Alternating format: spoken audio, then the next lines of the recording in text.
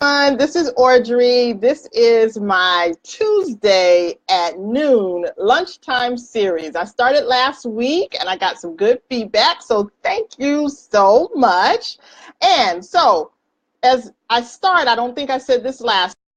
You do the Facebook Live on your personal page, but I do have a business page. It is Fiercely Financial Coaching. So please like us on Fiercely Financial Coaching on our actual page. So again, Tuesday at noon lunchtime series. And what I started off with last week is about the 10 tips to check your financial fitness. Okay. So, again, we want to be financially fit, just like we talk about our physical fitness, right? So we started last week with tip number 1, which was about tracking your spending, right? Which is really key. You really can't, see what expenses you had and, create a spending plan, which is what we're going to talk about this week, if you really don't know what your true expenses are and what you're spending money on. And again, like I said last week, most people, we're clear about, our mortgage payment and our rent and car payments and, different loans that we have, other kind of discretionary spending that can sometimes throw off our spending plan and our expenses because we don't adequately account for them. So that's why the tracking is so important. I talked about last week using a handy checkbook register, which I couldn't find but this is mine. This is the one we're using.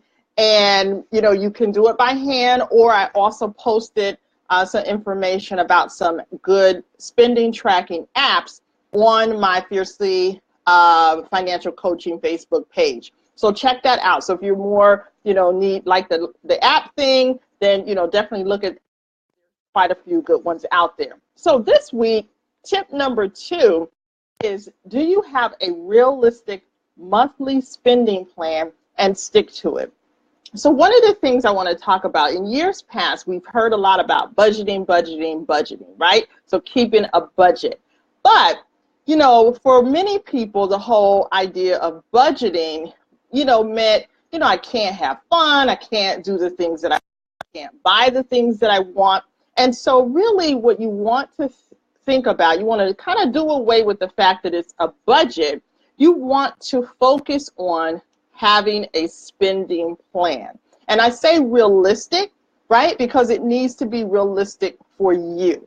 So one of the things that I always say to my clients, your spending plan is your financial GPS, okay? It's your financial GPS. It's really the foundation of all of the financial things that you're going to do.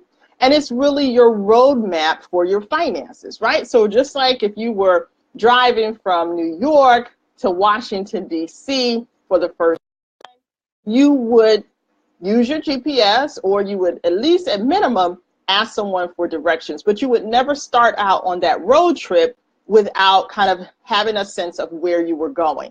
Same thing with your spending plan. Again, it's your financial GPS, it's your roadmap, okay, to your finances. So, big key is track your for 30 days. Like we talked about last week, that's when you're going to get a real understanding of how you spend your money.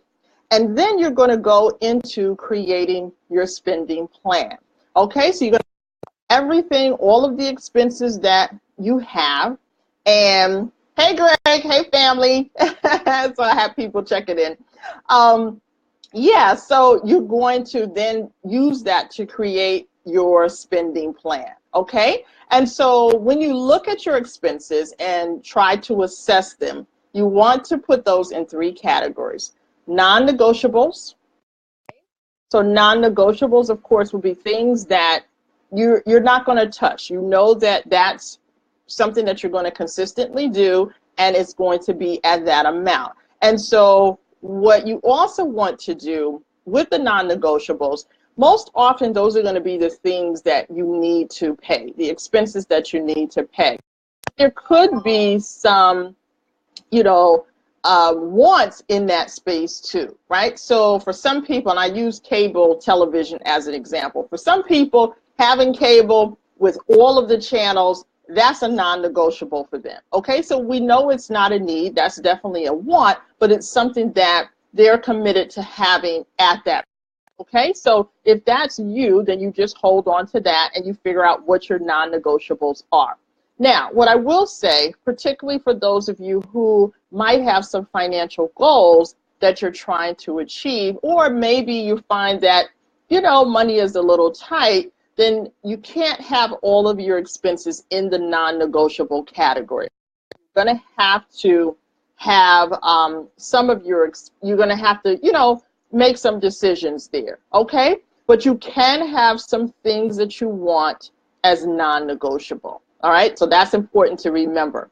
Then after you determine your non-negotiables, the next thing that you're going to do is figure out what you can eliminate totally, right? And again, particularly if you are trying to accomplish some financial goals or money might be a little tight, figure out what you can eliminate. And again, using the example of cable television, some people opt to cut the cable television out completely, like 100%, just not going to have that. So that's, you know, something you, well, but again, figure out what's going to work for you and your household. And then thirdly, you're going to assess what expenses you have that are, you know you're going to keep them, but you feel like you can reduce them, right? So going back to the cable television example again, if you've had like that premiere package with all the channels, then you could decide I'm going to keep cable, but I'm going to reduce my package so it's a little more, works a little bit better in my spending plan, okay?